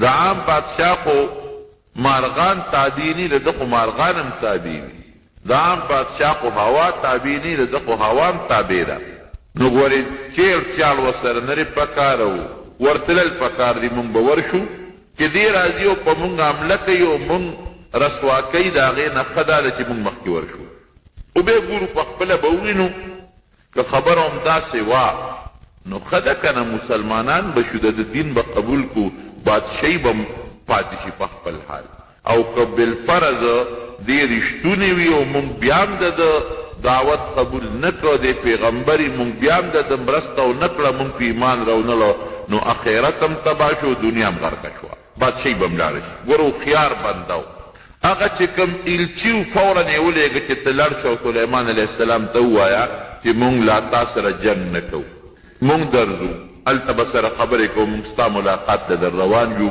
ملکې بلقیس چې کوم بادشاه ده زمونږ هغه سره د خپلو وزیرانو د خپلو مشیرانو د خپلو کاردارو ستا ملاقات له درځو سره مخامخ په مخامخ به خبرې وکړو حضرت سلیمان علیه السلام پوه شو چې دا را روانه ده انشاءالله چې دې کې به الله خیر راوباسي او دا به الله تعالی مسلمانوي نبی کریم صلی الله علیه وسلم هم دا عادت مبارک و چې په یو قوم به حمله کوله نو مخکې به یې ورله دعوت ورکړ ایمان راوړی که نه راوړی که دعوت به قبول کو مسلمانان به شو خبره به خلاصه شوه او که دعوت به قبول نه که بیا به یې ورته وی چې ښه نو بیا هم در سره جنګ نه کوو زمونږ حکومت ومنئ زمونږ مشري ومنئ زمونږ ټیکسونه ومنئ جزیه ومنئ غږ درته نه کوو او که دا به یم ونه منله نو د هغې نه پس به یې ورته بیا وی چې ښه نو بس را میدان ته شئ چې سره یو بل سره جنګ وکړو دا زمونږ د مسلمانۍ طریقه ده او هغه سلیمان علیه السلام هم په دې پوه شو نبی علیه السلام مبارک یو ځل جهاد له صحابه لېږل چې کوم صحابي مشر کړی هغه ته وی سرې دست جنګ مه کوه لاول دعوت ورکه که ستا دعوت یې قبول کړه ډېره ښه ده وی که یو قسم الله ستا په لاس مسلمان کړي دا تا د ډېرو غټو او قیمتي مالونو نه بهتره خبره ده نو سلیمان علیه السلام هم دا خیال و چې بادشاهي خو زما لویه ده که دا الله مسلمانه کړه او ورسره د خپل قوم مسلمان شو دا ډېره لویه فایده ده دا را روانه شوه او د اسلام او د ایمان په نیت را روانه شوه هوښیاره ښځه وه سلیمان علیه السلام دلته خپلو ملګرو سره میټینګ وکړه مشوره وکړه چې د دې خو یو عزت پکار دی یو میلمه چې د بار نه راځي پکار دی چې د قربانه خلک د هغه عزت وکړي استقبال به نه ورکړي او د مسلمانۍ طریقه هم ګورې داسې ده نبي علیه السلام به د کافر هم خیال ساته چې کوم کافر به رسول الله صلی الله علیه وسلم له ملاقات لرالل د هغې به ډېر عزت کو ډېر قدر به یې ونه کو مخامخ په مخامخ استغ سپورې چاته نه وې عایشه صدیقه فرمایي یو کافر را روانو وی نبی علیه السلام یې ډېر بد و چې دا ډېر خراب او خطرناک سړی دی او چې مخامخ کېناسته نو نبی علیه السلام مبارک ورسره ډېرې نرمې خبرې شروع کړې وی مې چې صاحب دا خو هغه خراب سړی او تاسو ورسره ډېرې سختې ډېرې نرمې خبرې مخ په مخ شروع کړې وی عایشې الله نرمي خوښوي نرمې خبرې مخامخ کوه خو اخلاقو باندې چې کوم کار کېږي دا په سخته نه کېږي په نرم خوی په خو اخلاقو د نبی کریم صلی الله علیه وسلم ملګري چې څومره کافر په هغه زمانه کې ملګري شو مسلمانان شو نو زیات تر د نبی علیه السلام د ښه خوی د نرمو خبرو د ښو اخلاقو برکت نو یې موږ به یو مضبوط استقبال کوو یو دا درېیم یو عظیم محل جوړو چې دا زمونږ دا قوت او طاقت وویني او دا پوه شي چې ګورې ده سره یوازې د بادشاه طاقت نه ده سره د پیغمبرۍ طاقت نه یو ناشنا محل یې جوړ کړه مزېدار ځکه د یمن نه شام ته مزل هم ډېر دی او بیا جناب په هغې کې شیشه ولګوله داسې شیشه ولګوله لاندې اوبه او د پاسه شیشه ده او دې زمانه کې خلک کوي ساینس ترقي وکړه زه چې دا حالات ګورم سلیمان علیه السلام د زمانې زه یم دا څه ترقي ده ترقي هغه زمانه کې وه داسې شیشه ولګوله چې لاندې مکمل اوبه دي او د پاسه ورباندې شیشه لګېدلې ده نو شیشه چې سراسري و پکې ګوره زه کله طالبانو ته ویم په دې شیشه کې جوړم نو جوړ پکې نو که جوړ راشي په یو شیشه کې او دوه شیشې دې یو ځای کړې د هغې پته لګي چې دا شیشه ده که نه لګي جوړ نه پته لګي اوبه هم پکې راوځي جوړ کړی کېږي ماتېږي هم، او چې شیشه داسې وي چې جوړ پکې نه کولو وي او ته پکې ورننوځې نو بیا پته نه لګي، بیا بنده ته دا ښکارېږي چې یاره دا خو شیشه نه ده لاندې اوبه لګېدلې دي.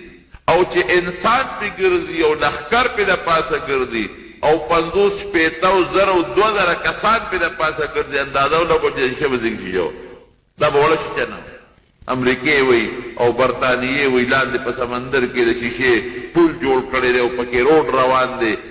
امریکا به هم جوړوي او برطانیه به هم جوړوي، خو هغه داسې دي لکه د سلیمان علیه السلام چې څنګه ده. ځکه ملکې بلقیس سره خو په زرګو لښکر را روان دي، په دې بوته پاسه تېرېږي.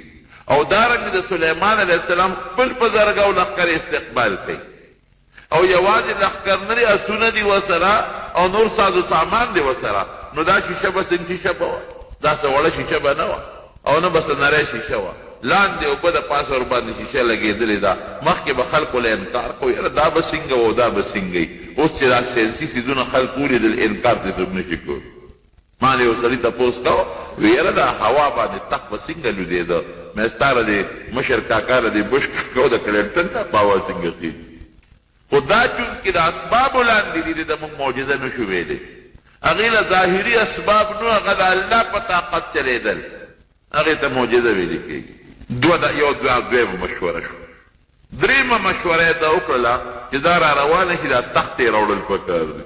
دی خو ګوره اوس پیغمبر معجزه ده، وحی ورته کېږي، کشف ورته کېږي، په دې پوه دی چې دا به مسلمانېږي او مسلمان را روانه ده، تخت وله راوړل پکار دی.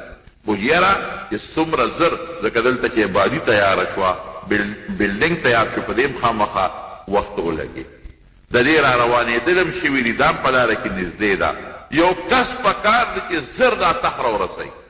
او ما تېره جمعه درته ویلي چې تخت به د هغې مفتي شفیع صاحب رحمت الله علیه لیکلي دي په 7 کوټو 7 محلاتو دننه پروت و.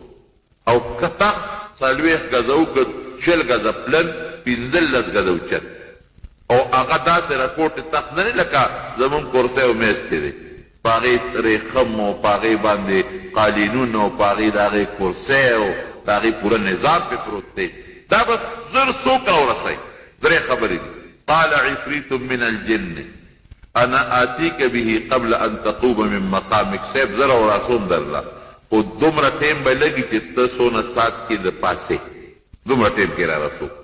لکه سړی چې کیني او د ناستې نه بیا پاسي، یو سیکنډ یو منټ نه کم لګي، یو سیکنډ پې لګي، یا سیکنډ نه به لږ زیات لګي، دومره ټیم کې درته را رسولی شم. او زه په دې لقوي امین صاحب مضبوط یم، را رسولی شم، د ځانه خبره نه کوم، طاقت نشته. ها بس دا پیري خبره وکړه، سرکشه پیري، مضبوط کبرجن پیري. او صاحب فکر به نه کوې چې دا را رسوم نو په لاره به دې څه ملغلرې او یاقوت او مرجان او څه شی به دې پټ کړم، ځکه هغه خو قیمتي تخت و. نه امانتګر یم، چې څه پکې دي هغه امانت ټول درته را رسېږي. نو سلیمان علیه السلام ممکن ده چې دې خبرې ته متوجه شوی وي چې وکړه دا کار، خو هغه یو ټکي استعمال کړه چې انی علیه لقوي، زه طاقتمن یم، دا کار زه کولی شم. دا خبره یې درته پرې نه وتله. ټیک ده، دا ټیم خو ډېر لږ دی، زر یې را رسولی شي، خو قبر دې وکړه جناب، لویي دې وکړله. لویي ښه شی نه دی، لویي د الله نیک خوښه خبره دې درسته ونه کړله. او واقعي پیریانو له رب العالمین دا طاقت ورکړی دی. ما 13 جمعه نه مخکې جمعه درته ویلي. بل یو کس قال الذي عنده علم من الكتاب انا آتيك به قبل ان يرتد اليك طرفك. بل یو کس دی چې هغه سره د کتاب علم دی، پوهه د عالم دی. د سلیمان علیه السلام وزیر دی حضرت آصف. هغه وایي چې ګوره اوس هڅه وایي، وی صاحب زه درته را رسولی شم د سترګې فرق کې.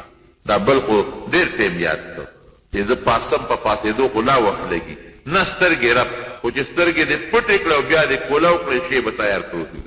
اوس د دې سړي خبره په 2 وجو بهتره وخته. یو دا چې دا پوه دی، د کتاب علم دی، ورسره عالم دی، د هغه مخکې په نسبت هغه سرکشه پیرې کبرجن. او بل د ده را رسول هم زر کېږي. نو زموږ مفسرین لیکي چې ده په کم حکمت را رسو، ځکه پیري د خو ځان دی او جنس دی، هغه له خو الله یو طاقت ورکړی دی. او دا خو عام انسان دی نو دی څنګه را رسوي وی ده سره د الله نوم د اسم اعظم برکتو. اسم اعظم نبی کریم صلی الله علیه وسلم فرمایي زما په نومونو کې یو نوم دی لوی نوم د الله تعالی. څوک چې د دغه نوم په توسل معنی سوال کوي نو زه ورله هغه سوال هغسې قبلوم چې څنګه دی غواړي. اوس ګوره دعا خو انسان چې وکړي نو د انسان دعا قبلیږي خو د قبلېدو مختلفې طریقې دي. کله چې ته څه غواړې هغه الله درکړي، کله چې ته څه غواړې هغې کې به د خیر نه د هغې په ځای به دله الله شر ختم کړي. کله چې ته څه غواړې در به یې کړي خو څه بوده پس به یې درکړي. او کله چې دا دعا ته کومه غواړې دا به دله الله خیرت ته وساتي خیرت کې به یې درکړي. نو د قبلېدو خو مختلفې طریقې دي. اسم اعظم کې دا یو کمال او برکت دی چې ته څنګه غواړې هغسې رب العالمین درته درکوي. څومره سات کې غواړې او څنګه غواړې. نو اسم اعظم ځان له کار نه دی، دا دعا دپاره یو سبب او وسیله ده.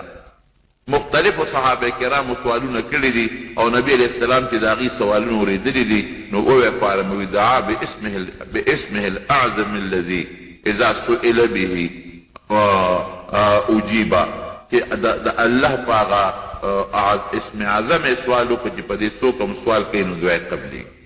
اسم اعظم څه شی دی؟ دا څوک وایي د الله دا نوم الله وایي دا اسم اعظم دا الله خپل نوم دی، دا الله دا نوم یې ښودی. اسم اعظم خو اعتقاد غواړي رونو، پوره تعلق د الله دا نوم پوره روحاني اسباب چې څومره وي نو هغې کې عقیده و اعتقاد شته. ظاهري اسبابو کې د عقیدې ضرورت نشته. ډسپلین ګولی دې وخوړه که عقیده دې پې وکني خو چې خېټې ته دې ورله نو خوله درنه وباسي. اوبه دې وڅکلې که دې پې عقیده وکني نو تنده دله ختموي. او روحاني اسباب هغه اعتقاد غواړي. هغه خو ظاهري سبب دی چې ستا کار کوي، هغه خو د الله او ستا منځ کې یو نسبت دی. نو انا عند ظن عبدي بي چې په الله دی کوم اعتقاد راغی رب العالمین هغسې درته پوره کوي. ولی نبی علیہ السلام فرمائی سورت فاتحه کې د هر مرض شفا ده. نو نبی علیہ السلام دروغ خو نه وایي، هغه رښتیا وایي. اوس ته وایې لکه زه بیمار یم سورت فاتحه مې په اوبو ولوستله او مې زه جوړ نه شوم. ګوره روحاني سبب دی، کلک اعتقاد غواړي. که ستا په الله دا یقین وي چې واقعي همدا فاتحه د لولم او ماله په الله تعالی شفا رقي خامخا دله الله شفا درکوي. خو زموږ اعتقاد کمزوري، متزلزل یو مونږ. یا الزمزم لما شرب له، نبی علیہ السلام فرمائی زمزم چې د کوم مقصد له اوس کو الله هغه مقصد درته پوره کوي. او تجربه هم داسې ده. د نبی علیہ السلام په حدیث کې تجربې ضرورت هم نشته، خو تجربه هم داسې ده. د ډوډۍ لپاره بعضې حضراتو شپږ میاشتې د زمزم په اوبو ګزاره کړې ده، نه د اوبو ضرورت راغلی دی بې دې او نه د ډوډۍ. او د بیمارۍ لپاره علاج لپاره استعمال شوي دي، الله به بیماري هم ختموي. ډېر خلک وایي مونږ خو زمزم اوبه څکو نه جوړېږو، هغه اعتقاد او یقین کمزوری دی. نو اسم اعظم دی سړي ته زده. یو سړي د نبي علیه السلام په مخ کې دعا کړې اسألک باسمک الاعظم الذي استأثرت به نفسك في مكنون الغیب. وی خدای ستا په هغه اسم اعظم سوال کوم چې تا په خپلو پټو خزانو کې ځان سره پټ ساتلی دی. هغه له پې دعا قبوله کړه. ګوره یاد ورته نو چې کوم دی الله تا ته معلوم دی که بل سړی سوال کوي اسألك اللهم بأنك أنت الله لا اله الا انت الحنان المنان ذو الجلال والاکرام. نبی علیہ السلام او فرمایل وی دا الله په اسم اعظم سوال وکړو ان دعا به قبول شي. بهر کې په زمارونو دغه سړي سره آصف سره اسم اعظم د اسم اعظم په برکت به ده به د هغې استحضار وکړو، د الله نه به پې سوال وکړو. او سوال یوازې په ژبه نی، سوال په زړه کې وي. چې زړه کې انسان خپله مدعا حاضره کړي. که ته دا ووایې چې یله سوال خوب ټیم غواړي که اسم اعظم ډلولو باندې هم وخت لګي او سترګې رب خو ډېر معمولي ټیم دی. د زړه استحضار او په زړه کې الله ته توجه ورکول بیا د الله تعالی دعا قبلولو باندې ټیمونه نه لګي. د حضرت ابو هریره رضی الله عنه قصه مې درته نه وکړه چې راغی سید نبي کریم صلی الله علیه وسلم ته مور ووایو وی صاحب دغه د مور بیا وویل ما واپس کافر کړي چې کافر شه. وی هر وخت مې وهي ته زما د مور لپاره دعا نه کوې چې الله زما مور مسلمانه کړي. او مور سره چوکه یا لرګي لاس کې ورپسې راځغلي او جومات ته ورپسې راننوته.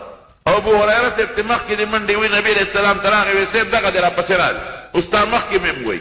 نبی علیہ السلام مبارک سر اوچت که دغه لږ معمولي غوندې خدای د ابو هریره لمونځ مسلمانه کړي. او چې دوه درې قدمه را مخکې شوه وی ترورې یا خورې څنګه رالې وی صاحب اسلام ته مړه کېږي ما ته مسلماني وښایه چې الله مې مسلمانه کړي سکندونه کې رب ته سترګې انسان په خپل کار کې کړاو ته مشقت ته ستړیوالي ته محتاج دی الله په خپل کار کې دې څیزونو ته محتاج دی یو کون سره هر څه فیصلې کوي نو دا مې دې پورې وي چې دغه انسان ته اسم اعظم یاد و بس الله پوه کړی و د کتاب پوهه ورسره علم ورسره عالم هغه له الله دا طاقت ورکړی نو ځکه سلیمان علیه السلام د دې سړي خبرې له توجه ورکړه چې دا عالم دی دغه سرکشه پیرې به خپل کار کې ده له توجه ورکول پکار نبی کریم قرآن حکیم کې چې الله تعالی کم وخت کې فرمایي چې حضرت آدم علیه السلام الله خلیفه جوړو ولې خلیفه جوړ فرشتو سوالو الله وی که عبادت ته پیدا کې هم مونږ کوو که نه مونږ ستا خپل عبادت کوو مزېدار او چې دغسې د ده نه مخکې څوک پیدا کړي دي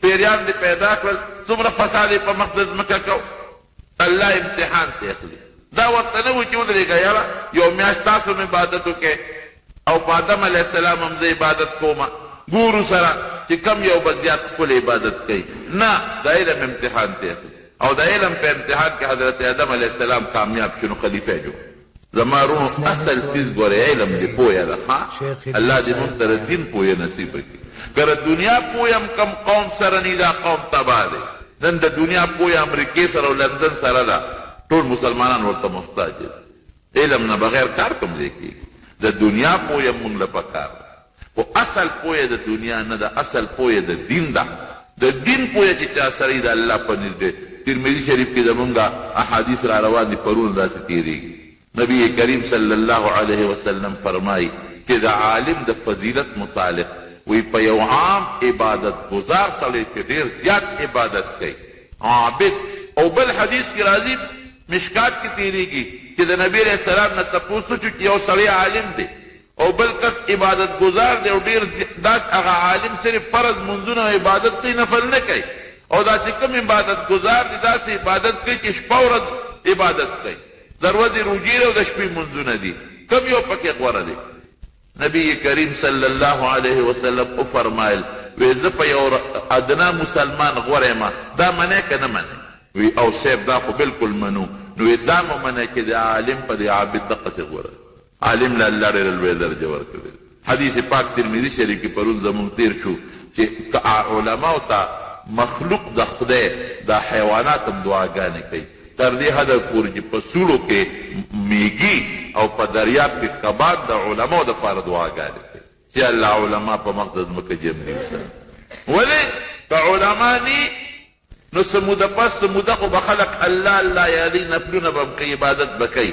خو بیا به څه موده پس د خلکو د ذهن نه د الله نوم ختم شي دا خو تا ته عادت کوي الله شته موجود دی یو دی د صفتونو مالک دی د قدرت مالک دی د الله نوم د مخ د ځمکې نه ختم شو قیامت به راشي نه به کبانې او نه به میږي هغوی ته پته ده چې دا زمونږ دا ژوند د عالم سره تړلی دی که عالم وي مونږ به جمدي یو قیامت نه راځي که عالم ختم شو قیامت به راشي د الله نوم به ختم شي نو بهر کې ورته وایي چې ما سره زه د رب د سترګه کې را رسولی شو سلیمان علیه السلام ورته یو ابتدا کار وکړو ډېره خطره ورسوه خو چې حضرت سلیمان علیه السلام سترګې پټې کړې او ویې غړولې تخت ورته مخامخ پروت و د پیري په طاقت راونه رسېده د چا په طاقت راوسېد وروڼو د الله په طاقت الله راورسو خو چې تخت یې وکتل حیران شو دا خو ناشنا تخت دی او فورا یې د الله شکریا ادا کړه کبر غرور یې ونه کړه اوس زمونږ بادشاهان خو چې یو کار وکړي کبر غرور کوي هغه کبر غرور نه کوو زما داسې بادشاهي ده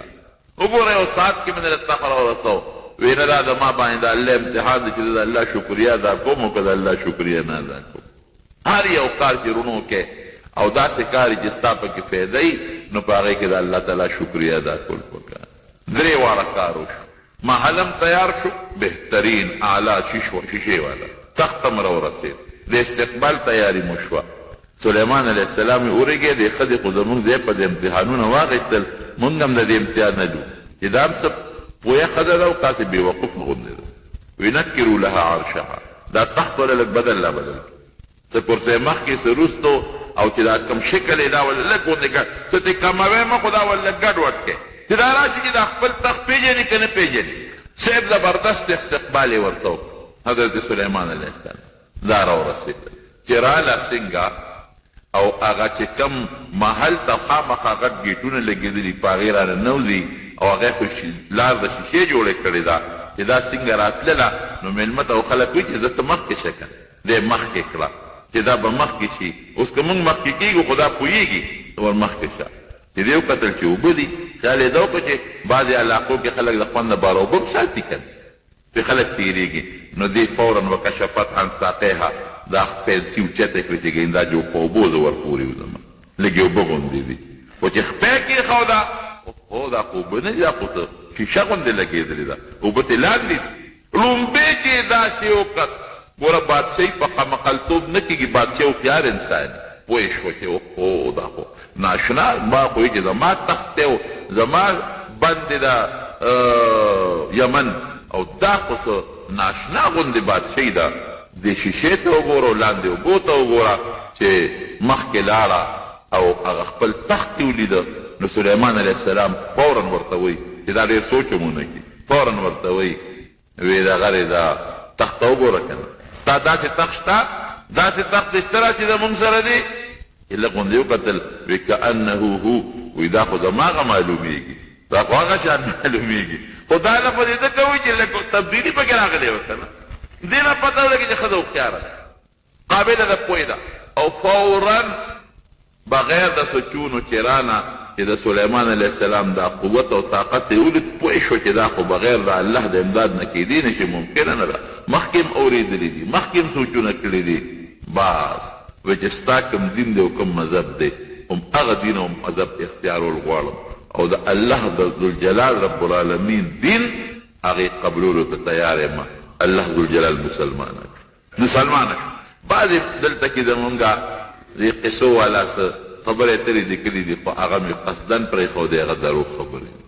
وي خپې چې وې نو هغه د خر وې او دا پیسې ځکه اوچتې کړې چې پته ولګي او دا ټولې دروغ خبرې دي ښه د انسان خپې د خر نه انسان و عام لکه خشته ښځه و ښکلې خوبصورته مزېداره او دا نورې خبرې چې ما که مې پرېښود دا دروغ دي دا واهیات مسلمانه او بیا د اسلام نه پس حضرت سلیمان علیه السلام سره نکام ثابته ده لږ اختلاف پکې شته خو راجح قول دا دی چې سلیمان علیه السلام سره بیا نکام وکړله او بیا حضرت سلیمان علیه السلام هغه خپله بادشاهي م ورته واپس کړې ده بعضې علما لیکي چې نه دا خو ښځه وه او د ښځې بادشاهي خو مناسب نه نو دی ولې بادشاه کړه واپس دا د هغې خپل شریعت زموږ خپل شریعت دی د هغې خپل شریعت هوښیاره ښځه وه پوهې وه قابله وه خپله بادشاهي یې ورته واپس کړې ده د یمن بادشاه وه او د سلیمان علیه السلام سره نکام ثابته ده زمارونو دغه سلیمان علیه السلام چې د دومره لوی قوت او طاقت خاوند خاصیت دی چې د مرګ د مخکې الله هغې سره مشوره کوي نو تاسې په خپل ټیم حضرت عایشه صدیقه رضی الله عنها فرمایي وایي چې کوم وخت رسول الله صلی الله علیه وسلم بیمار او اخري د وفات وخت نو حضرت اسرائیل علیه السلام ورته راغی نو د نبی کریم صلی الله علیه وسلم سره مشوره وکړه او جلال الدین سیوطي رحمت الله علیه په خصائص کبرا کې لیکلي دي د معجزاتو کتاب دی چې جبریل علیه السلام اسرائیل علیه السلام چې جبریل علیه السلام او اسرائیل علیه السلام دواړو دا جبریل علیه السلام او ملک الموت دواړو نو چې جبریل علیه السلام څنګه راننوته نو د نبی علیه السلام نه اجازه وغوښته ویې صاحب دا یو فرشته ده او د مرګ فرشته ده او دا د اسمان نه په لومبي ځل دا کوزه شوې ده د دې نه مخکې دا د اسمان نه نه ده راغلې اسماعیل د هغې فرشتې نه و که ستاسو خوښه اجازت درنه غواړي نبي علیه السلام مبارک خو پوه شو هسې مخکې نه پوه اجازت یې وله ورکړه نو چې هغه څنګه راننوت هغه د مرګ فرشته نو نبي علیه السلام مبارک ته فورا عرض کړي چې زه خو راغلی یم الله رالیږلی ما چې زه ستاسو روح قبض کړم څنګه مو خوښه ده نو نبی علیه السلام مبارک حضرت جبریل علیه السلام ته وکتل لکه انسان چې چا سره مشوره کوي نو حضرت جبریل علیه السلام ورته څه وایي اوس ګوره پیغمبر ته چې دا خبره وکړي هغه بیا دنیا کې پاتې کېدل نه غواړي وایي د الله رسوله ستا خپله خوښه ده که دنیا کې پاتې کېدل عمر ته موده غواړي هم ستا خپله خوښه ده خو الله ستا ملاقات ته ډېر په شوق کې دی اوس پیغمبر ته چې ته ووایې چې دنیا دې خوښه راکړه الله ملاقات ته خوښ دی او بیا دا م ورته وایي چې الله ستا ملاقات ته په شوق کې دی نو پیغمبر په دنیا ته دی نو زما وروڼو نیټه هم حق دی چې په کومه نیټه خو دا د پیغمبر یو عزت دی نو عایشه صدیقه فرمایي چې د نبي علیه السلام مبارک روح کله مبارک وتی دی نو دا الفاظ یې وویل چې اللهم الرفیق الاعلی یا خدای زه هغه لویه ملګرتیا غواړم وی زه پوه شم چې دا حقه حدیث دی چې کله نبي علیه السلام په دنیا کې و او فرمایل به چې پیغمبر سره الله د وفات په وخت کې مشوره کوي وی مشوره ورسره وشوه اذن لا یختارنا موږ نه غوره کوي او الله غوره کوي نو سلیمان علیه السلام سره مخکې رب العالمین دغه مشوره وکړله چې زه خو دې ځان ته رابلم او خپل ملاقات شیخ ادریس صاحب بیان لیکن دا بیت المقدس هم تیارېدل غواړي نقشه تیاره کړه د پیریانو چې دا کوم مشر دی هغه لی ورکړه هغوی به خپل کار کوي په دا ممبر کې په ممبر باندې ناست دی ځان ته یې کونټۍ د ځینې تاړمه کړله الله دې څه وویستل یا شپږ میاشتې یا یو کال دقسې کونټۍ باندې ځنه پرته ده او پیریان راځي او تماشه کوي په دا شیشو کې نیغ ګوري او یو بل ته وایي چې ګورې هغه دی خپل عبادت ته ناست دی ښه اعتکاف ته ناست دی چله کې ناست دی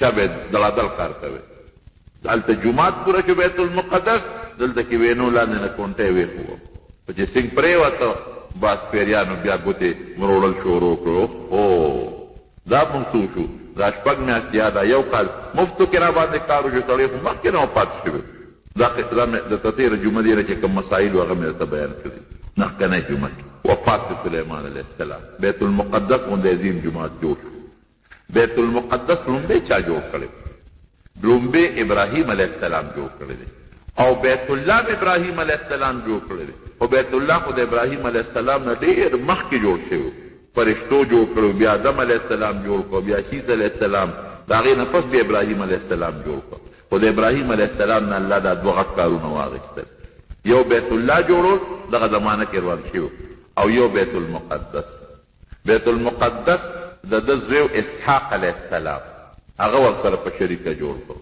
او بیت الله د ده بل زوی د اسماعیل علیه السلام ده ورسره په شریکه جوړ بیا د ابراهیم علیه السلام د وفات نه پس د هغه نوسي یعقوب علیه السلام پکې لږ کار کړی دی جوړ کړی دی او بیا د هغې نه پس حضرت سلیمان علیه السلام په یو ناشنا انداز جوړ دا یو پیغمبرانو قبرونه اوس هم د هغې په جوار کې شته بیت المقدس ډېر جلیل القدر پیغمبران او د ثواب هم ډېر لوی فضیلت دی نبی علیه السلام صرف د دریو جوماتونو د لمونځ فضیلت ذکر کړی دی یو د بیت المقدس یو مسجد نبوي مبارک او یو بیت الله شریف خو د بدقسمتۍ نه بیت المقدس نن زمونږ په قبضه کې نن د یهودیانو په قبضه کې تللی هغوی سره مسلمانان پکې دي منځونه پکې کوي خو په قبضه کې د یهودیانو دی او هر کله چې دي طبیعت یې ورته خړ دی ځکه هغوی څو ځله دا فیصله وکړه خو د مسلمانانو د دغه نه یریږي او بلکې کیدی شي د مسلمانو څه طاقت پاتې دی دا فیصله کوي هغوی چې دا مونږه بدلو په هیکل سلیماني څه مطلب چې دا به زمونږ یو عبادتخانه ګرجتې جوړو د بیت المقدس دا زمونږ د بېغیرته او د دې بېغیرتو حکمرانانو وجه ټول حکمرانان زمونږ په عربو کې دي په عجمو کې دي بېخونده دي بېغیرته عظیمه قبله چې کم زمونږ د پیغمبرانو جومات دی زمونږ پیغمبرانو جوړ کړی دی او د عبادت او د مونځ پکې ډېر لوی فضیلت دی ډېر لوی ثواب او ډېر لوی اجر دی پکې هغه جومات نن د کافرو په قبضه کې او په دې کوشش کې دي چې دا به مونږ کله د خپلو عیسایانو دا خطا مې د یهودیانو په ګرجه بدل خپل عبادتخانه کې جوړه د یهودیانو خدا سلیمان علیه السلام ته به جادوګر وي عیاذا بالله مونږ غواړو چې دا هر څه د سلیمان علیه السلام دي دا خو د الله تعالی په طاقت دی په یو ساعت کې تخ را رسېدل نبي کریم صلی الله علیه وسلم له الله څومره طاقت ورکړو معراج ته چې کله نبي علیه السلام مبارک ته د ام هانئ د کور نه الله روان کړی ام هانئ د علي صاحب کور و د نبي علیه السلام د تره لور وه او د هغې په کور کې ودو په کوټه کې او د هغې دی نه روان او څونه مزل شو حتویم ته راغی سینه مبارک یې وشلېدله بیا په براق باندې سور کو بیت المقدس ته یې بوتو او بیت المقدس کې 2 رکعته لمونځ وکړو پیغمبرانو سره ملاقاتونه شو او د هغه ځای نه بیا اسمانونو ته لاړ او د اسمانونو نه پورته لاړ، جنتونه یې وکتل، دوزخونه یې وکتل، د دنیا مزل یې وکړ، ډېر زیات چکر یې وواهه نبي علیه السلام مبارک، او ډېر لوی سیر یې وکړ، او په هغه شپه کې واپس راغی. او دا په څومره ساعت کې دا ټول کارونه وشو؟ نبي علیه السلام مبارک حدیث پاک کې راځي چې نبي علیه السلام د کومې بسترې نه پاڅېدلی و، هغه بسترې له واپس راغی، هغه همغسې ګرمه وه. هغسې هغه د انسان چې د بسترې نه پاڅي هغه ګرموالی حرارت پکې وي، هغسې ګرمه وه. او چې په هغه کومه بنده اوځي د دروازې نه، هغه جبریل علیه السلام راغلی په چت وګورې، اووت په دروازه، په دروازه چې بنده وځي نو هغه زنځیر وي که چې راښکته کړي، هغه زنځیر داسې لقېږي، وی راښکته یې کړي، پخوا کړو والا زنځیر نه، هغه لقېږي. نو چې څنګه دی وتل، هغه دروازه یې کولاول، هغه زنځیر یې راښکته کړه، هغه لقېده.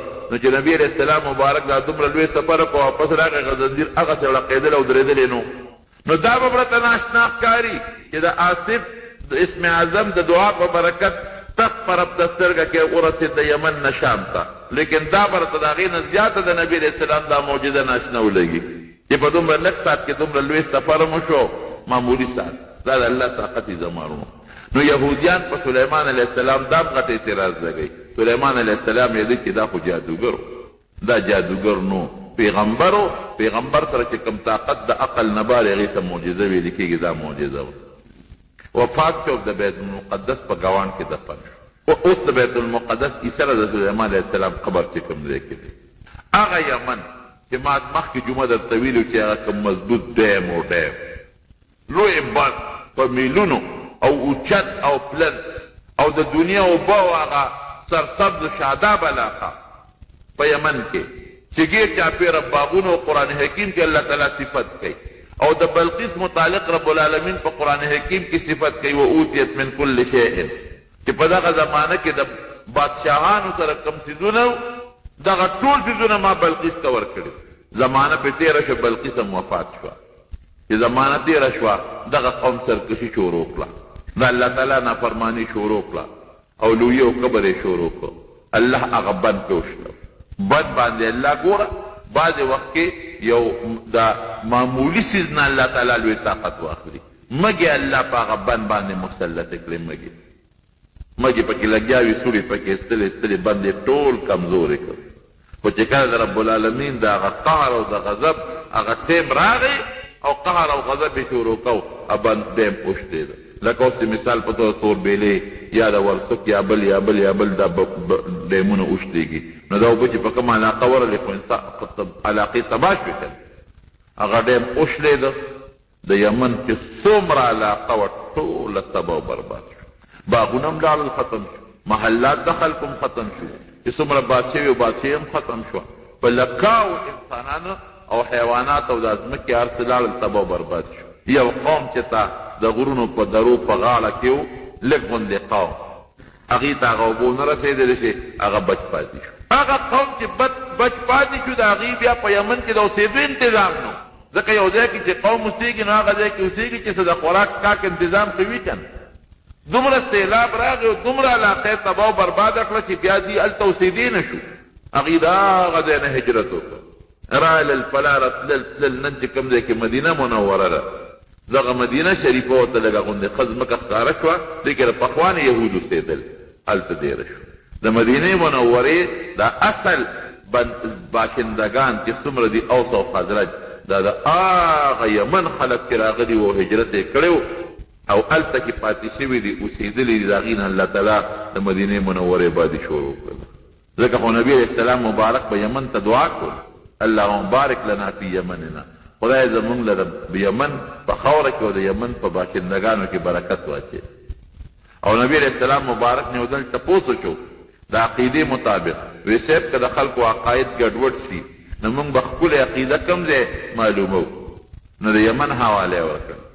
یمن العلم یمان والحکمة یمانیه، وی علم هم به د یمن نه زده کوې او حکمت چې دی حکمت علم دام یمنی دی.